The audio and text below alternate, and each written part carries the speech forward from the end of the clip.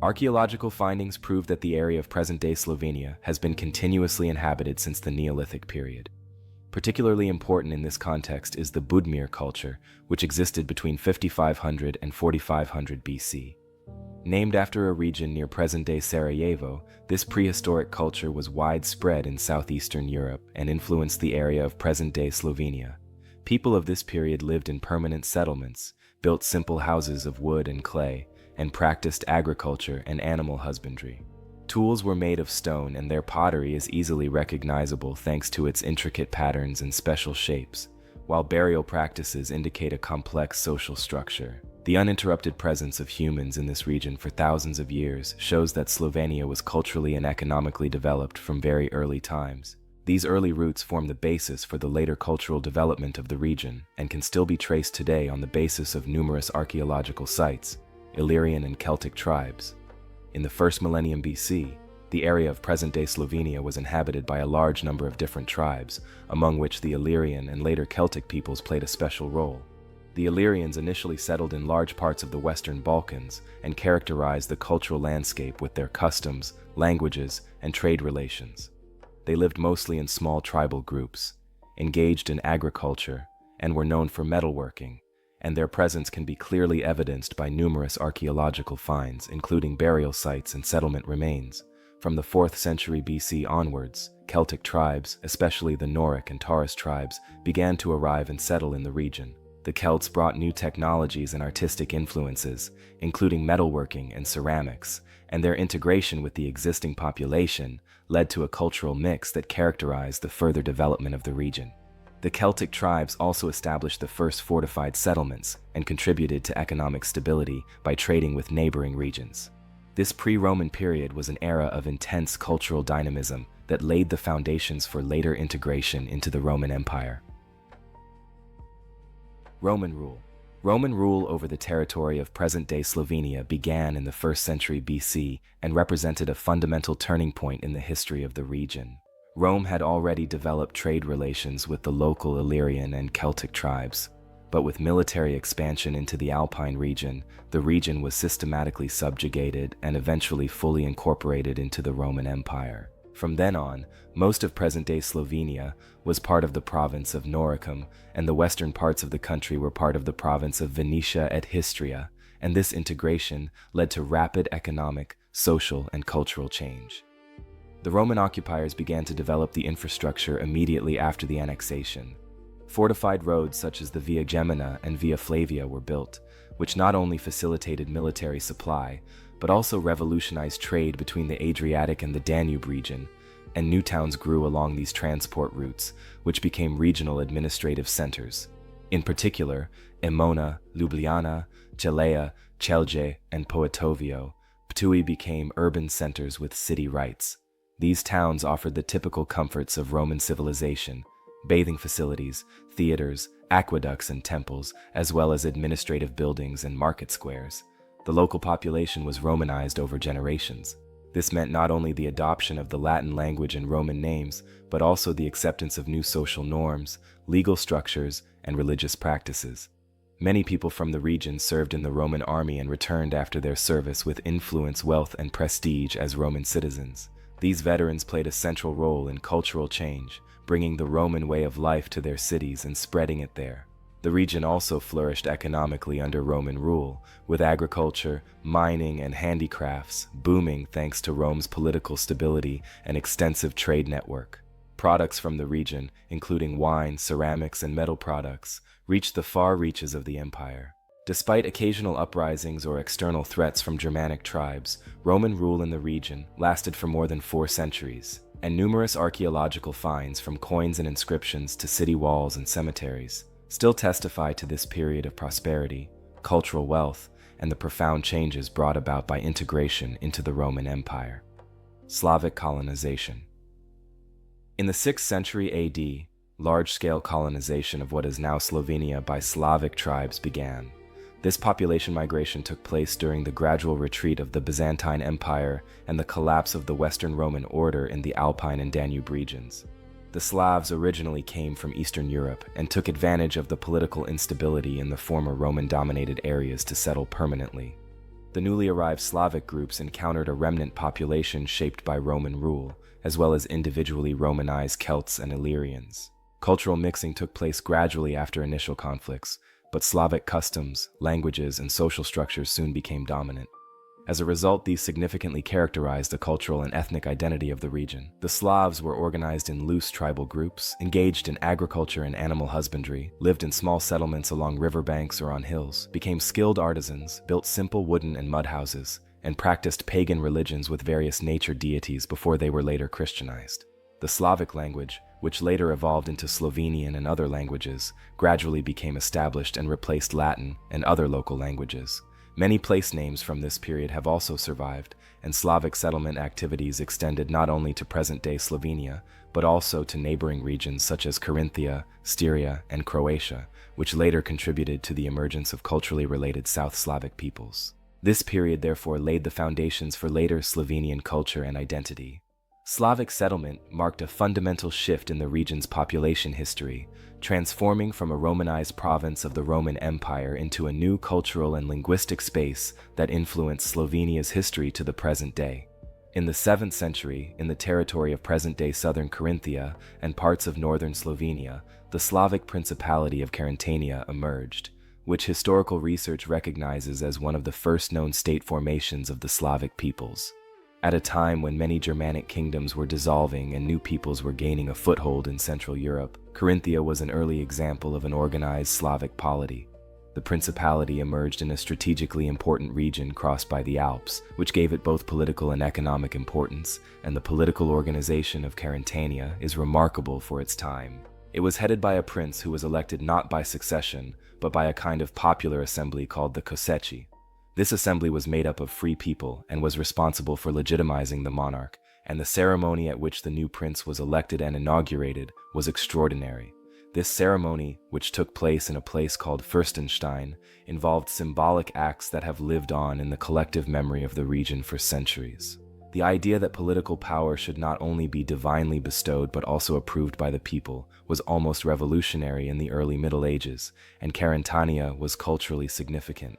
The Slavic tribes that settled there brought with them their language, customs, and social structure, which mixed with the local population and later with Frankish and Bavarian influences. During the 8th century, Carantania came under the influence of the expanding Frankish Empire under Charlemagne, first through military pressure, then through political integration, and finally through religious missionary work.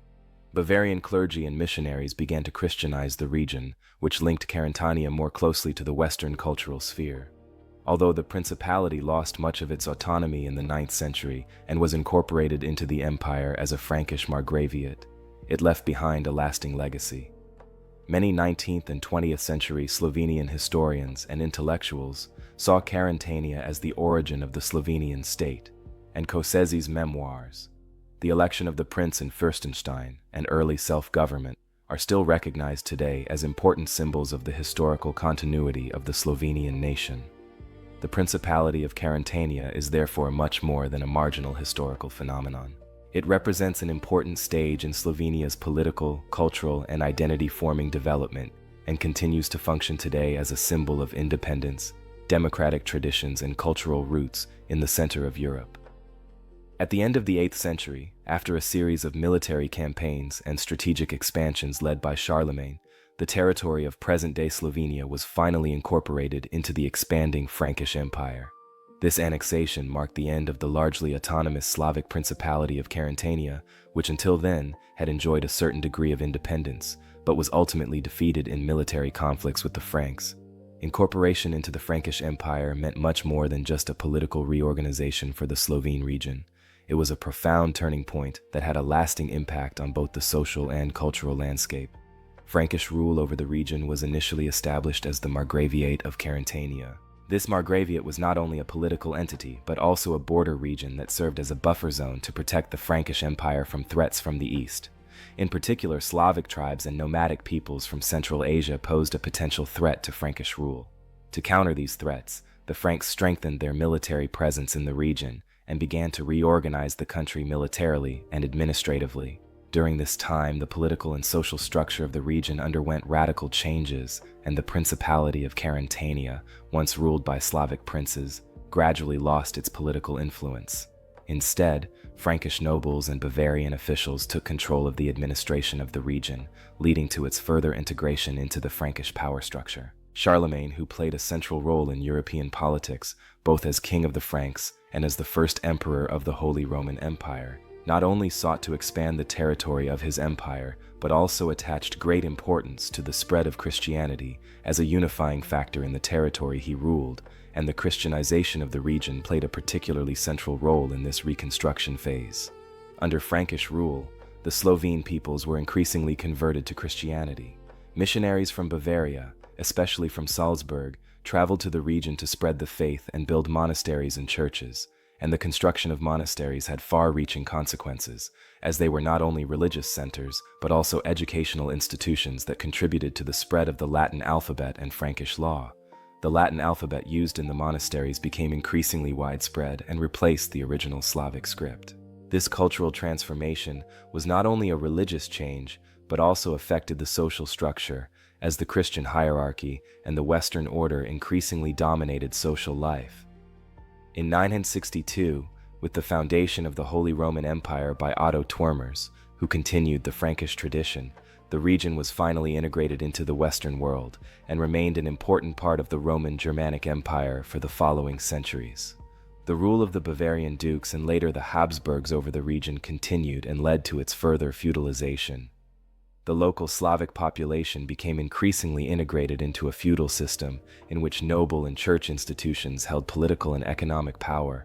But this phase of Frankish and later Roman-German domination also had a long-term impact on the cultural development of the Slovenian region. Alongside the introduction of Christianity and the Latin alphabet, the region became increasingly integrated into the economic and commercial structures of the Holy Roman Empire.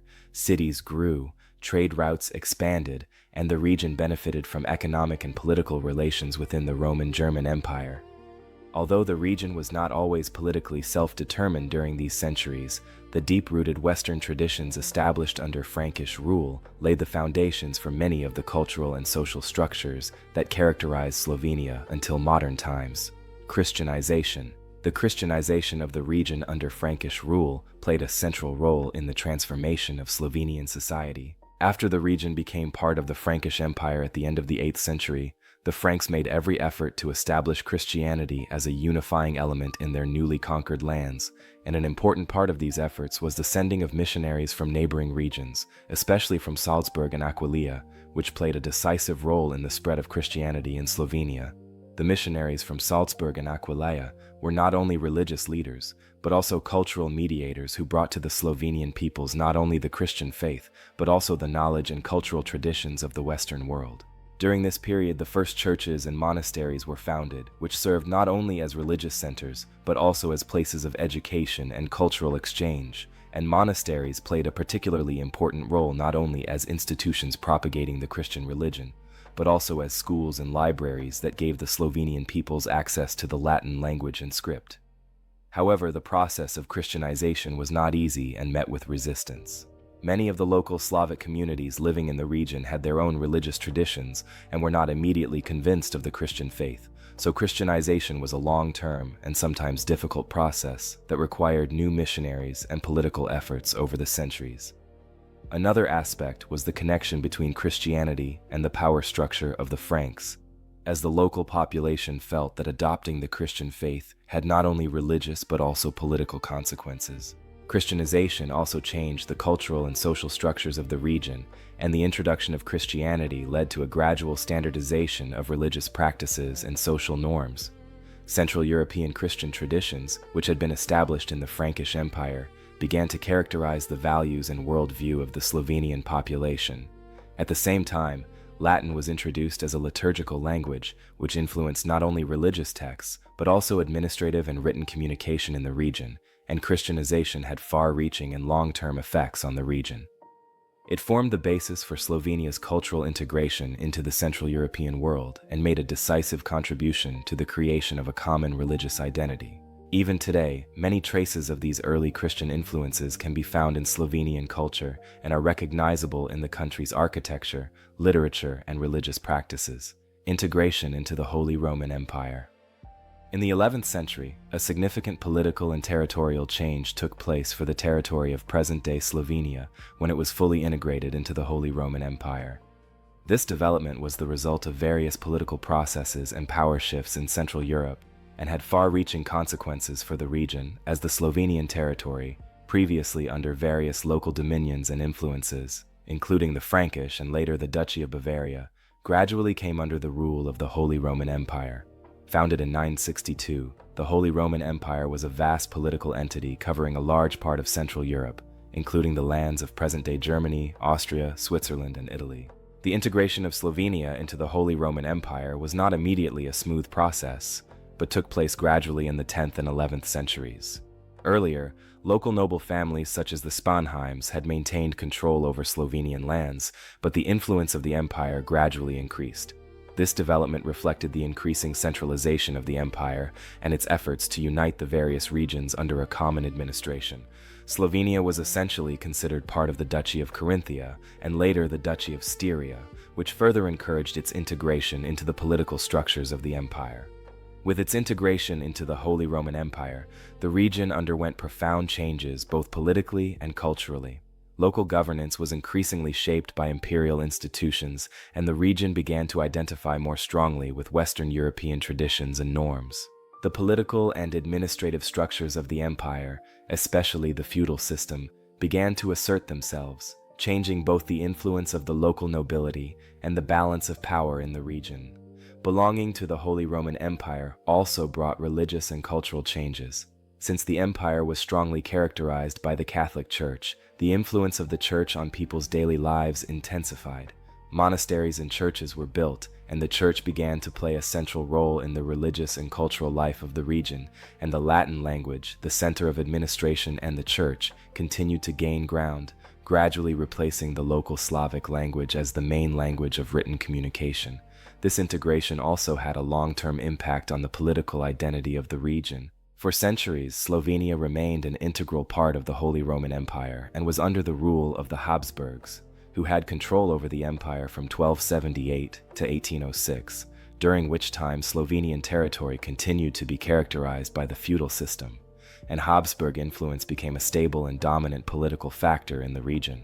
The accession of Slovenia to the Holy Roman Empire was therefore not only an important moment in the political history of the region, but also a decisive step in the cultural and social development of Slovenia, which increasingly identified itself with Central European structures.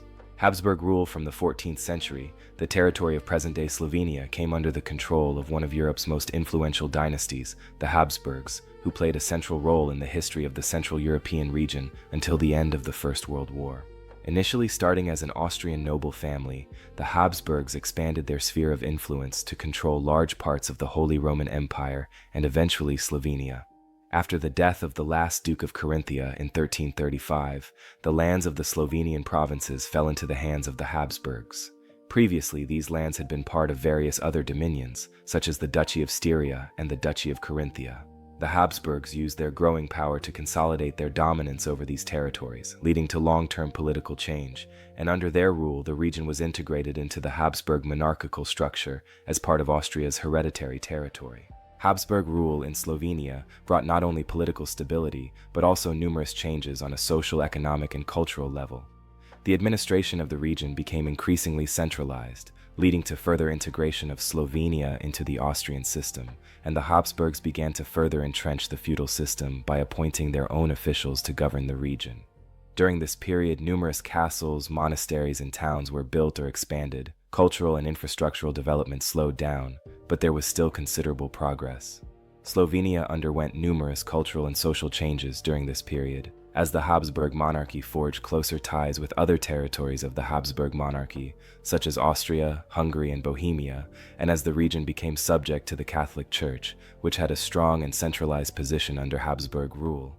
As staunch Catholics, the Habsburgs themselves promoted the Catholic religion, and there was widespread Catholic influence in the everyday life of the population. Numerous churches and monasteries were founded, and the Catholic Church played a central role in education and social policy. Slovenian territory made some economic progress under Habsburg rule.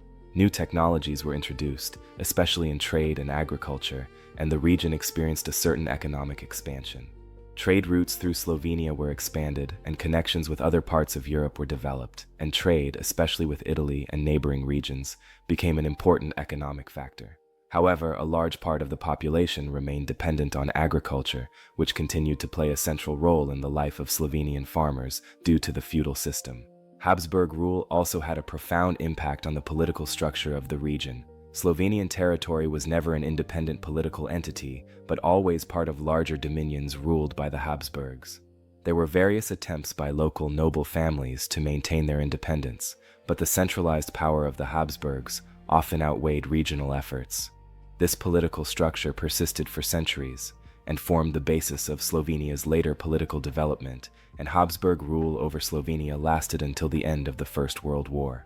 With the collapse of the Habsburg monarchy in 1918 and the end of the war, the Austrian Empire disintegrated. This led to the creation of new states in Central and Southeastern Europe, and Slovenia became part of the new Kingdom of Serbs, Croats, and Slovenes in 1918, which would later become Yugoslavia, but the Habsburgs left a lasting impact on the region's political structure, cultural identity, and governance that can still be felt today in various aspects of Slovenian society and politics. In the 16th century, Europe experienced one of the most important religious and political movements in history. The Reformation, a religious reform movement initiated by Martin Luther, led to radical changes in the Christian world, especially regarding the authority of the Catholic Church. The Reformation spread rapidly to many parts of Europe, including the regions that make up Slovenia today. The influence of the new Protestant teachings was especially noticeable in the cities and among certain segments of the population who were turning away from the Catholic Church and its practices and seeking an individual relationship with God. In Slovenia, the Reformation initially spread mainly in areas under Austrian rule and was especially popular among Slovenian peasants and in rural areas. The reformer Primož Trubar, a Slovene priest and theologian, played a central role in the spread of the Reformation. Trubar translated the Bible into Slovene and thus contributed to the promotion of an independent religious identity. He also founded the first Protestant church in Slovenia, which had a significant impact on the religious and social structures of the time, but the Reformation met with resistance in many parts of the Holy Roman Empire. The Catholic Church in particular saw the Reformation as a threat to its authority. Catholic rulers and church leaders responded with the Counter-Reformation, a counter-movement aimed at preventing the spread of Protestantism and strengthening the Catholic Church. And this movement was particularly supported by the Habsburg dynasty, which saw the Catholic religion as the central foundation of its rule. The Counter-Reformation was particularly intense in Slovenia, which was under Habsburg control at the time. The Habsburgs took strict measures to suppress Protestantism, which led to the systematic persecution and suppression of the Protestant movement. Protestants were removed from public life, their churches were closed, and many Protestant priests and followers were arrested or forced to flee. The Catholic Church regained full control of religious affairs and education in the region, and the Catholic Church increasingly relied on the Jesuits to spread the Catholic faith and convert Protestants. Jesuit missionaries and priests contributed to the spread of Catholic doctrine by establishing schools and reorganizing religious life. At the same time, the Catholic Church consolidated its power with the support of the Habsburgs, who finally suppressed the Reformation on Slovenian territory. The effects of the Reformation and the subsequent Counter-Reformation characterized the religious landscape of Slovenia for the following centuries. Although the Reformation was initially widespread, it could not become permanently established due to the Counter-Reformation. As a result, the territory of Slovenia remained largely Catholic, and the Catholic Church maintained its dominant role in the region. But religious struggles and cultural shifts had an impact on the country's identity and contributed to the emergence of a strong religious and cultural tradition that persisted until modern times. The conflicts between Protestantism and Catholicism and the processes of religious and cultural assimilation have left deep traces in Slovenian history. In the 19th century, in many parts of Europe, a wave of national movements began, which strengthened the cultural and political identity of peoples and fueled the desire for self-determination and independence. This development did not stop on the territory of today's Slovenia. Under the influence of the Romantic national movements that emerged in many European countries, a strong national consciousness also began to develop in Slovenia, and the national awakening of Slovenes was characterized above all by a growing identification with their language, culture, and history. This took place at a time when Slovenia was still part of the Austrian Empire, and the Slovenian population, being part of a multicultural society, increasingly saw many of its own cultural traditions and characteristics under threat. The growing interconnectedness with other Slavic peoples, especially in literature and music, also contributed to the emergence of a stronger sense of national unity, and the Europe-wide revolutions of 1848 marked a decisive turning point in the history of Slovenian national awakening. That year, uprisings and demands for political reform erupted in many countries, including the Austrian Empire. The United Slovenia movement was part of this revolutionary wave and aimed to strengthen the rights of the Slovene population and promote Slovene culture and language. Slovenian intellectuals and political activists, including writers, poets, and journalists, began to actively fight for a common Slovenian national consciousness. One of the most important figures of the Slovene national movement was the poet and writer Franz Prešeren, whose works are considered a kind of national epic and made a significant contribution to the formation of modern Slovene identity. His poetry explored the history and traditions of Slovenes and called for a stronger emphasis on national language and culture. His poem Straviljka, the Song of Welcome, is today considered the Slovenian national anthem and reflects the national aspirations of the time. However, the demands of the Slovene national movement of 1848 were not only cultural but also political in nature. The movement strived to grant Slovenia greater autonomy within the Austrian Empire in order to create a separate Slovene kingdom, or at least to recognize the Slovenes as an independent nation within the Habsburg Empire. However, these political efforts met with strong resistance from the Austrian monarchy, which was unwilling to tolerate further national independence movements on its territory. Although the revolutions of 1848 did not bring the desired success in the Austrian Empire, they left a lasting impression. The Slovene national movement continued to campaign for the rights of Slovenes, and cultural self-determination became an increasingly central goal on the country's political agenda. The consciousness of a common Slovene identity strengthened, and cultural renewal and the demand for political independence went hand in hand. World War I and the collapse of the monarchy. After the First World War, which lasted from 1914 to 1918, Europe experienced far-reaching changes both politically and regionally, and the war led to the eventual collapse of the Austro-Hungarian dual monarchy, which for centuries had determined the fate of peoples like the Slovenes. The collapse of the Habsburg Empire was a result of military defeats, internal unrest, and nationalist movements within the empire's various ethnic groups. The end of the monarchy created a power vacuum that led to a profound change in the political landscape of southeastern Europe. In the fall of 1918, after the armistice and the collapse of the Central Powers, many ethnic groups in the former Austrian territories were faced with the question of what their political future would be. In Slovenia, then under Austrian rule, as part of the southern half of the Habsburg monarchy, the desire for a new political order grew. Given the geopolitical changes and the successful national movements of other Slavic peoples, the Slovene people were also determined to achieve national self-determination, and on October 29, 1918, the South Slavic peoples, which included Serbs and Croats as well as Slovenes, declared their independence and formed the Slavic State Union, which would later become the Kingdom of Serbs, Croats, and Slovenes. This newly formed kingdom, also known as the Kingdom of Yugoslavia, in reference to the Serbian king Alexander the Fjord, aimed to unite the Slavs of southeastern Europe under a centralized monarchy, and for Slovenes, it represented an opportunity to preserve their political and cultural identity in a new state, even if the precise organization of the new country would depend on political circumstances and negotiations on the balance of power. Although the Slovene population overwhelmingly supported the idea of unification with Serbs and Croats, the transition from the Habsburg monarchy to the new kingdom was not easy. Issues of political organization, power distribution, and ethnic identity within the new state were extremely complex, and Slovenes faced the new challenge of maintaining their cultural independence in a political system dominated by Serbian interests. Although there was a strong bond between the South Slavic peoples, different national identities and interests led to tensions within the new state. In the years following the First World War, the Kingdom of Yugoslavia experienced a difficult initial phase characterized by political instability and ethnic tensions, and for Slovenes, integration into this new state entity meant both opportunities and challenges. They were granted a certain autonomy and were able to develop their cultural identity within a new framework. However, the dominant Serbian policy and prolonged conflicts within the country made political stability difficult and led to repeated conflicts. The early years of the Kingdom of Yugoslavia were characterized by political crises.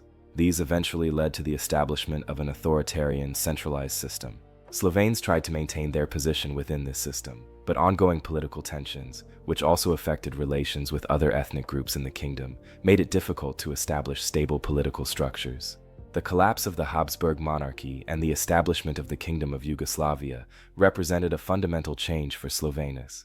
Slovenia's political integration into the new state structure led to a number of challenges, especially in the areas of autonomy and national identity. However, despite the difficulties in the initial phase of the new state, the Kingdom of Yugoslavia would play a long and important role in Slovenian history until its dissolution in 1991 during the independence movements of the Yugoslav states. In 1929, following a series of political uprisings and growing dissatisfaction with the existing political structure of the Kingdom of Serbs, Croats, and Slovenes, the name of the state was changed and renamed the Kingdom of Yugoslavia. This step was taken during the reign of King Alexander I, who sought to overcome tensions between different ethnic groups and create a stronger national unity. The new name reflected the idea of brotherhood and unity of all South Slavic peoples united in the kingdom, and the renaming of the country was not only a symbolic act, but also a response to the political challenges posed by ethnic diversity and different national movements within the state. In practice, King Alexander's government sought to create a stable political structure by centralizing power to give due recognition to the different interests of the various ethnic groups. This involved a new administrative organization divided into provinces and regions, with Slovenia being one of these regions within the new kingdom. Despite this political reorganization, ethnic tensions and regional differences persisted, as the Kingdom of Yugoslavia was made up of various peoples, including Serbs, Croats, Slovenes, Bosniaks, and others. While Slovenia was recognized as one of the most important regions in the new kingdom, the Slovene population remained concerned about the dominant Serbian policy and the centralist orientation of the state. Serbian influence in particular and the increasingly authoritarian rule of King Alexander, who transformed the country into a one-party state in 1929, contributed to many Slovenes continuing to feel disadvantaged, and the renaming to the Kingdom of Yugoslavia and the associated territorial and administrative reorganization had far-reaching effects on Slovenia. Slovenian society, which had previously enjoyed a certain autonomy within the former Kingdom of Serbs, Croats, and Slovenes, now found itself more strongly embedded in a centralized system in which Serbian culture and politics played a leading role. Nevertheless, Slovenia remained an important region in the new kingdom due to its economic development, geographical location, and strong cultural identity, and while the country continued to struggle with political difficulties within Yugoslavia, the period of the Kingdom of Yugoslavia also laid the foundations for Slovenia's further development as a separate nation that would gain its independence in the second half of the 20th century. During the Second World War, following the invasion of Yugoslavia in April 1941, the territory of present-day Slovenia was occupied by the Axis powers, with the German Wehrmacht, the fascist Italian army, and the Hungarian army dividing the country between them, leading to a fundamental change in Slovenia's political and social structure. This occupation was characterized by the brutal suppression, forced resettlement, and systematic extermination of the Jewish and Roma populations, which were also severely affected in Slovenia. Following the occupation of Yugoslavia by the Axis powers, Slovenia was divided into three regions. The western part came under Italian control, the northeastern part under German control, and a small part in the east under Hungarian control. Each of these occupying powers pursued its own political and military objectives, which affected the Slovenian population in different ways. Under Italian rule, a large part of Slovenia, especially Trieste and the coastal areas, was integrated into the Italian Empire, and Italy tried to suppress Slovenian culture and Italianize the population, which affected not only the language, but also religious and social traditions. This was especially noticeable in rural areas and towns on the Adriatic coast, where Italian culture and language were systematically introduced. In the German-occupied part of Slovenia, especially in the northern and eastern regions, the population was subjected to a strict occupation regime, and the German occupying power also sought to fully integrate the region into the Third Reich, which led to mass resettlement campaigns and attempts to destroy Slovenian identity. The Jewish and Roma population in particular was deliberately persecuted and exterminated. The Hungarian-controlled territory was mainly located in eastern Slovenia, where the Hungarian army sought to extend its dominance, and Slovenian citizens were also discriminated against and subjected to forced labor and other repressions that significantly worsened the living conditions of the population. The occupation led to massive resistance within Slovenia, both by partisans and by various anti-German and anti-fascist groups opposed to the occupying forces. The Slovenian partisans, supported by the Communist Party of Yugoslavia, fought not only against the Axis forces but also against collaborators within the country. This resistance was based on both military and civilian support and played a key role in the liberation of Slovenia after the war. The Second World War left deep scars on Slovenia. Hundreds of thousands of people were wounded or killed, and many fled the occupation. But at the same time, the resistance during this period laid the foundations for the country's later political development. The years of occupation and military conflicts led to an enormous change in Slovenian society and shaped the national consciousness. The effects of the war and occupation continued after the end of the Second World War, when Slovenia became part of the Socialist Federal Republic of Yugoslavia in 1945, leading to new political and social challenges.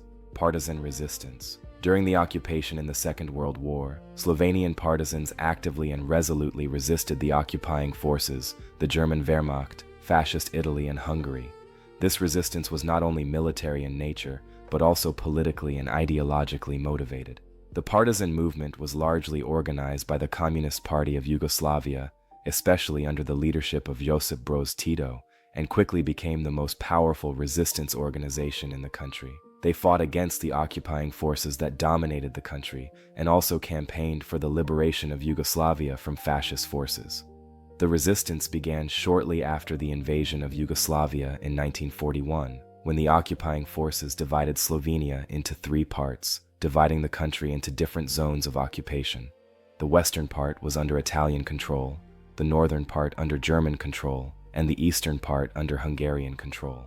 The Slovenian population was therefore at the mercy of the various occupying forces, who were often brutal towards the local population, and the partisans, which included not only Slovenian men, but also many women and young people, organized primarily in rural and mountainous areas where they could hide from the occupying troops and wage guerrilla warfare. Among the first military successes of the partisans were attacks on the occupying troops and their infrastructure, as well as sabotage operations against the Italian occupiers. These military actions were often characterized by a clear moral and political objective: the overthrow of fascist rule and the liberation of the country. Another important aspect of partisan resistance was the support of the local population. Many Slovenes, suffering under occupation, supported the partisans with food, hiding places, and information. In return, the partisans helped the village communities to protect themselves from reprisals by the occupation forces. But this solidarity was also met with brutal reprisals by the occupation forces, so that the partisans and the civilian population repeatedly had to face brutal punishments. In particular, the German occupation forces used harsh punishments to break resistance. The so-called reprisals led to the destruction of villages and the killing of hundreds of civilians to suppress resistance, and the partisan movement eventually became a significant military and political force. Their actions not only affected the military balance in Slovenia, but also contributed significantly to the moral and political strengthening of the anti-fascists. This movement became increasingly associated with the liberation of the country by the Soviet Army and the Yugoslav Liberation Forces, and despite increasing resistance and numerous military victories, the partisan war in Slovenia proved to be very costly. In the last years of the war, fighting intensified as the occupying forces did everything in their power to crush the partisan movement. But the resistance could not be broken, and the partisans contributed significantly to the victory over the occupying forces, which was finalized with the end of the Second World War in 1945. The effects of the partisan resistance in Slovenia can still be felt today. Not only was the resistance an important part of the history of the Second World War, it also contributed to Slovenia's national identity. Many Slovenian partisans were celebrated as national heroes after the war, and their struggle against the occupying forces is still honored today with various monuments and ceremonies. And the partisan movement is seen as a symbol of resistance to fascist persecution and the ability of the Slovenian people to rise up against oppression and violence. Socialist Republic. After the Second World War, with the Allied victory and the final collapse of the fascist forces, Slovenia became one of the 6 constituent republics of the Socialist Federal Republic of Yugoslavia. The restructuring of the region was part of a comprehensive political transformation led by the Communist Party under the leadership of Josip Broz Tito, and the creation of the Socialist Republic of Yugoslavia and the creation of a federal system was an expression of the desire to stabilize the former Yugoslav kingdoms and unite different ethnic and national groups in a socialist state. Slovenia entered the new federal system as one of the 6 republics, along with Croatia, Bosnia and Herzegovina, Serbia, Montenegro, and Macedonia. Although Slovenia was historically, culturally, and geographically an important region of the former Kingdom of Yugoslavia, its role within the new Yugoslav state was one of continuous political and economic transformation, and as one of the more industrially developed republics, Slovenia had a significant impact on the economic development of the country. It was one of the wealthier and more industrialized regions of Yugoslavia and played an important role in the country's socialist economic system. Under socialist rule, Slovenia underwent far-reaching changes, industrialization began, and agriculture was collectivized. Extensive education and health programs were also launched during this period, which improved the living standards of the population. The education system was strongly focused on science and technology, resulting in a well-educated population that contributed significantly to progress in various fields such as engineering, electronics, and chemistry in the later Yugoslav Socialist Federation. Slovenia's cultural identity also underwent a certain renewal during this period. The Slovene language was promoted as the national language in education, administration, and culture. Slovenian literature, music, and art also flourished, and the state encouraged the establishment of cultural institutions and the support of artists. At the same time, however, Slovenia was heavily integrated into the communist system dominated by Tito and the leadership of the Communist Party of Yugoslavia. This meant that the political environment was controlled by the party, and there was little room for dissent. Over time, however, resistance to the socialist central government grew, and as the Yugoslav economy began to struggle in the 1980s and the influence of the central government weakened, the demand for greater autonomy and independence grew in Slovenia, as in other republics. The rise of national identities and growing dissatisfaction with the communist government led to increasing pressure for more political freedom and greater self-determination. Yugoslavia's political stability came under increasing pressure in the 1980s, which eventually led to the breakup of Socialist Yugoslavia. In 1991, Slovenia declared its independence from Yugoslavia, which led to a military conflict with the Yugoslav People's Army, but ended relatively quickly. This marked the end of the socialist era in Slovenia and heralded the transition to an independent democratic state. The period of the Socialist Federal Republic of Yugoslavia left a lasting imprint on Slovenian society, and many of the economic and social structures created at that time still characterize the country's development today. In particular, the cultivation of a well-educated population and the industrial foundations laid during this period helped Slovenia to modernize rapidly after independence and become one of the most prosperous and stable states of the former Yugoslavia. During the socialist period that began after the Second World War, Slovenia became one of the most economically developed and prosperous regions within Yugoslavia as a result of targeted political and economic strategies focused on industrialization, modernization, and the growth of the consumer goods sector. Following the end of the Second World War and the establishment of the Socialist Federal Republic of Yugoslavia under the leadership of Josip Broz Tito, the Yugoslav government focused on a socialist economic plan that emphasized the central role of industry and agriculture in the development of socialist society. Slovenia benefited from its geographical location, relatively well-developed infrastructure, and highly skilled labor force. And in the first decades after the war, the country experienced intensive industrialization, focused on the expansion of key industries such as mechanical engineering, electrical engineering, and chemicals. An important feature of Slovenia's economic development was rapid industrialization, which led to tremendous growth in various fields of production. With its well-educated workforce and proximity to Western markets, the region has been a preferred location for industrial companies, and a number of large companies have been established, especially in the mechanical engineering and automotive sectors, such as the car manufacturer Tovana Motorni Voziel, TMV, and in the electrical engineering and electronics sectors. This industrial sector has become not only an economic engine, but also an important export sector, promoting Slovenia on the international market. In addition, the service sector was strengthened, and a well-developed infrastructure, such as transport networks and communication facilities, supported economic modernization. Agriculture, which traditionally played an important role in the Slovenian economy, was collectivized in the first years after the war. Here, too, far-reaching changes took place, with collective farming seen as part of the socialist economic structure. In the long run, however, Slovenia experienced a labor migration from agriculture to cities and industrial centers, and another factor contributing to economic development was the relative political stability in Slovenia compared to other parts of Yugoslavia. Thanks to its good economic structure and stable political system, Slovenia was able to benefit relatively quickly from socialist economic reforms. While other parts of Yugoslavia struggled with political unrest and economic difficulties, Slovenia was characterized by higher efficiency and productivity in production, leading it to become one of the most prosperous and developed republics of the Yugoslav state. Slovenia's socialist economy also encouraged innovation and the development of key technologies that were important throughout the country and beyond. In the 1960s, for example, Slovenia was a leader in the electrotechnical industry and was able to introduce new production methods and techniques to increase efficiency in many branches of the industry.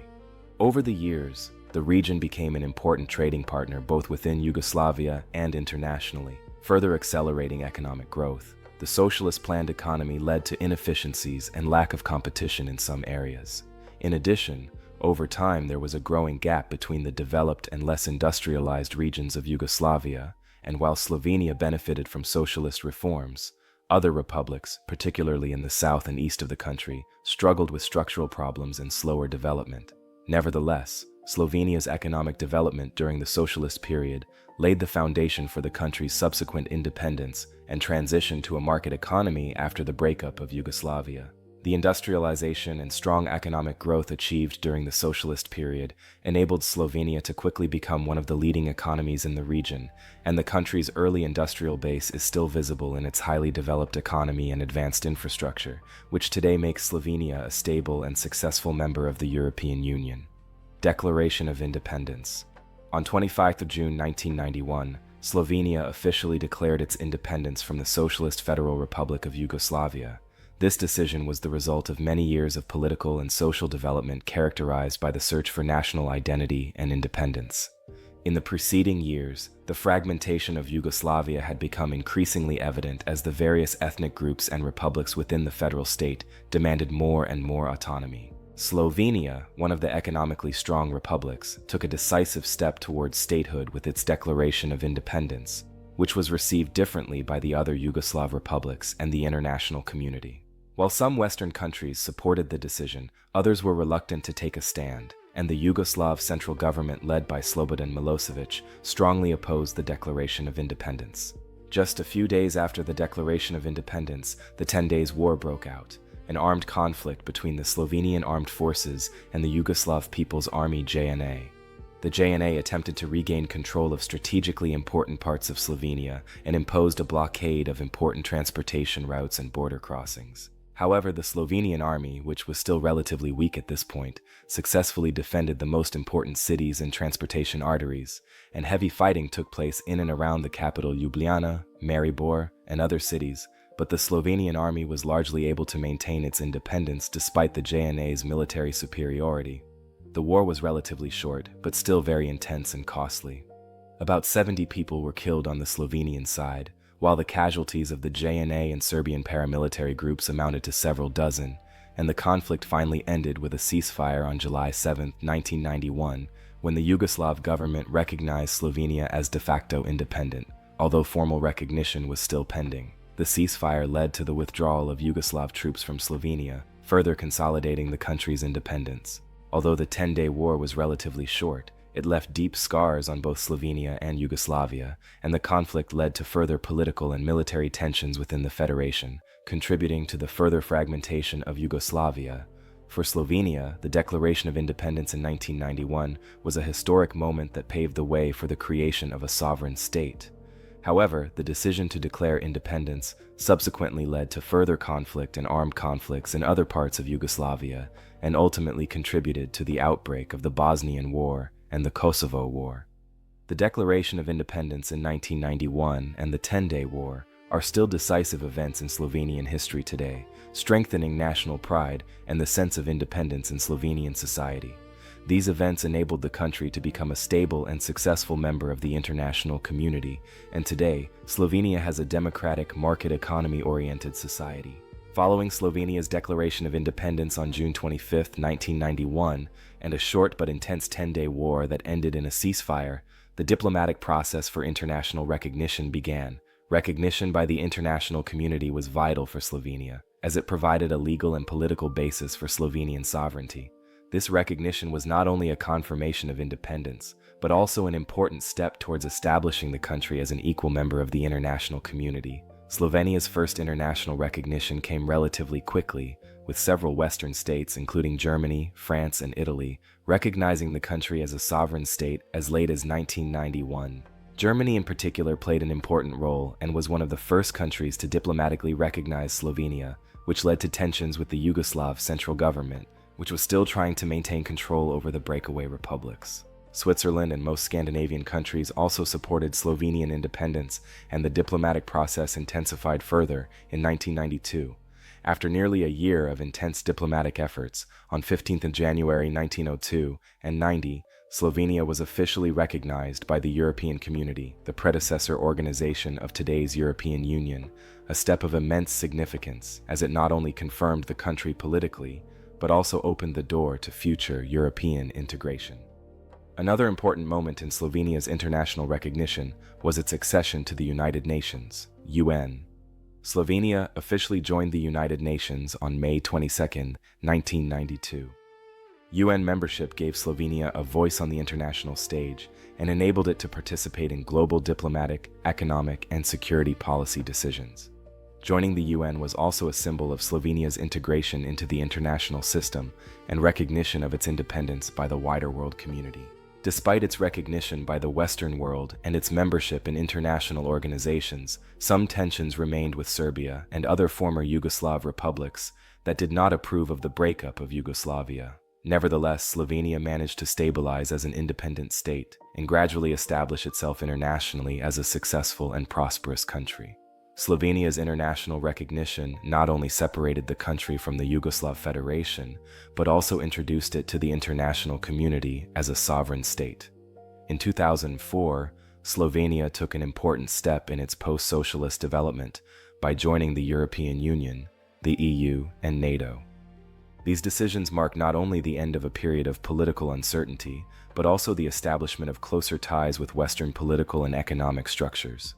While joining the EU enabled Slovenia to become part of a common market and enjoy the benefits of EU membership, including free movement of goods, services, capital, and labor, it also strengthened Slovenia's security and helped the country integrate into the Western defense framework, which was particularly important after the experience of the Yugoslav wars and political instability in the region.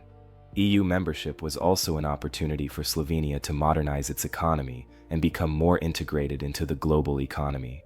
The country has benefited from European investments, financing, and participation in joint projects, leading to improved living standards and infrastructure development.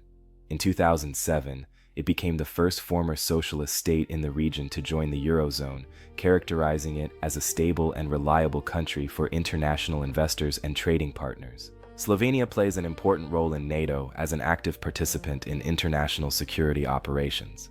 The country has contributed troops to several NATO missions, including in Afghanistan and Kosovo, and participated in promoting global security. Slovenia enjoys the benefits of military cooperation within the alliance and actively contributes to the alliance's political and security objectives. Today, Slovenia is a well-developed democratic country, recognized as a stable state in Europe. With a well-educated population, a robust economy, and a strong infrastructure, Slovenia is one of the most prosperous countries in Central and Southeastern Europe, and has made significant progress in economic development with a GDP per capita above the European average. The economy is diversified, with strong sectors in industry, services, and tourism. Particularly noteworthy are successful companies in the mechanical engineering, automotive, and pharmaceutical industries. Politically, Slovenia is a parliamentary democracy. The political environment is diverse, and the country has established itself as a stable member state of the EU. However, Slovenia also faces some challenges in terms of political polarization and economic imbalances, which are regularly the subject of public debate, and as a member of the EU and NATO, Slovenia has further consolidated its role as a bridge between Western Europe and the Balkan countries. While there have been ethnic tensions in the past, the country has become increasingly inclusive in recent years and continues to work to strengthen its international profile. Slovenian society today is characterized by cultural diversity and a clear international orientation, and the country remains an important player in the European political and economic landscape, and will continue to strive to contribute as an active participant at the global level. To summarize, Slovenia has made remarkable progress since joining the EU and NATO. The country has transformed from a former socialist republic into a modern, democratic, and prosperous member of Western society, actively participating in global economic and political processes.